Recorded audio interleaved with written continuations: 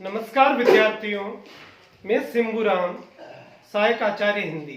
प्रिय विद्यार्थियों, इस वीडियो में हम भूषण के बारे में अध्ययन करेंगे। भूषण राष्ट्रीय चेतना और जातीय स्वतंत्रता के गए कवि थे। इनके काव्य में वीर रस की प्रधानता है। आश्रयदाता के संबंध में प्रश्न पूछा जाता है कि भूषण किनके आश्रय में रहे, तो प्रमुख आश्रयदाताओं में मराठा शासक शिवाजी और बुंदेला राजा छत्रसाल हैं।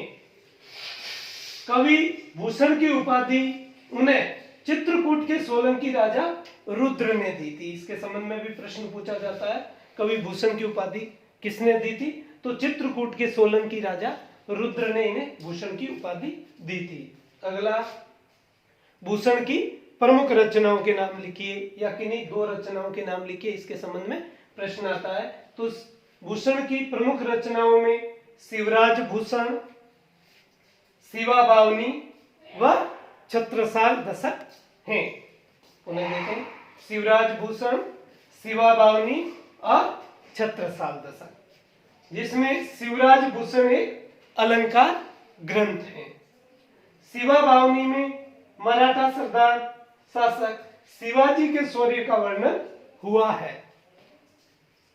छत्रसाल दशक नामक ग्रंथ में बुंदेला राजा छत्रसाल के शौर्य का चित्रण हुआ है। तो इनके संबंध में प्रश्न पूछा जाता है कि प्रमुख रचनाओं के नाम लिखिए, या शिवा बावनी में किसका वर्णन है या छत्रसाल दशक में किसका वर्णन है। अगला, भूषण की काव्यगत विशेषताएं या काव्य सौंदर्य का वर्णन। काव्य सौंदर्य को हम भाव सौंदर्य या भाव पक्ष व कला सौंदर्य या कला पक्ष के अंतर्गत वर्णन कर सकते हैं। भाव पक्ष, पहले रस योजना, तो इसमें मुख्यतः वीर रस का चित्रण हुआ है। वीर रस के साथ इसमें वीर रस के युद्धवीर, दानवीर, दयावीर व धर्मवीर जो भेद हैं, इनका भी चित्रण हुआ है, लेकिन मुख्यतः युद्धवीर का ही चित्रण हुआ है। वीर रस का ओजस्वी चित्रण भूषण के काव्य में देखने को मिलता है। दूसरा, राष्ट्रीय चेतना के कवि। तत्कालीन परिवेश को दृष्टिगत कर भूषण ने हिंदू समाज का प्रतिनिधित्व करते हुए भारतीयता का जो प्रबल समर्थन किया, भारतीय संस्कृति के उन्नायक के रूप में शिवाजी और छत्रसाल की जो प्रशंसा की, उनमें उनकी प्रखर राष्ट्रीय चेतना का परिचय मिलता है। इसके साथ ही भूषण को भारत के सभी राजाओं में एकता स्थापित भूषण करना चाहते थे। मुगल बादशाह भी धर्म के नाम पर अपने राष्ट्र या राज्य को मजबूत करना चाहते थे, और हिंदू राजा भी धर्म को ही अपनी राष्ट्रीयता का प्रतीक मानते थे।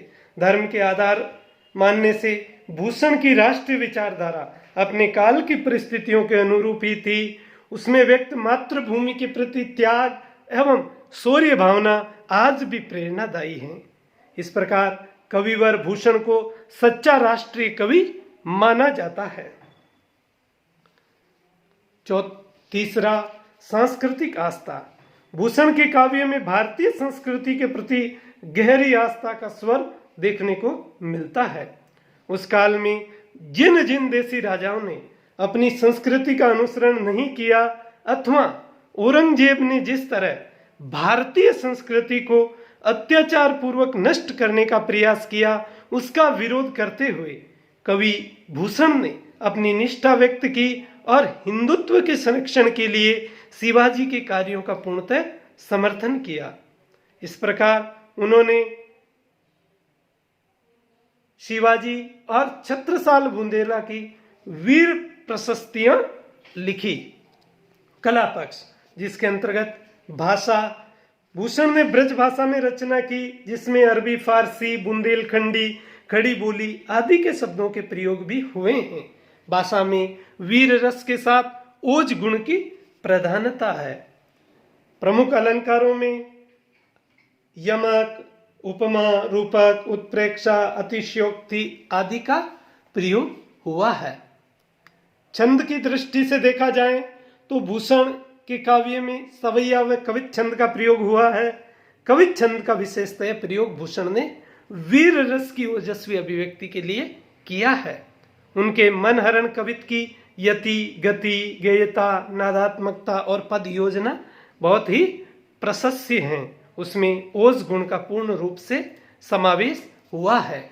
और सवैया के साथ उन्होंने कहीं कहीं दोहा छंद का भी प्रयोग किया है। इस प्रकार भूषण वीर रस के कवि हैं। और पूछा भी जाता है कि भूषण के काव्य में किस रस की प्रधानता है, तो आप लिखेंगे वीर रस की प्रधानता है। या भूषण के काव्य की कोई विशेषताएं लिखिए, तो हम लिख सकते हैं राष्ट्रीय चेतना के कवि और वीर रस प्रधान काव्य। धन्यवाद।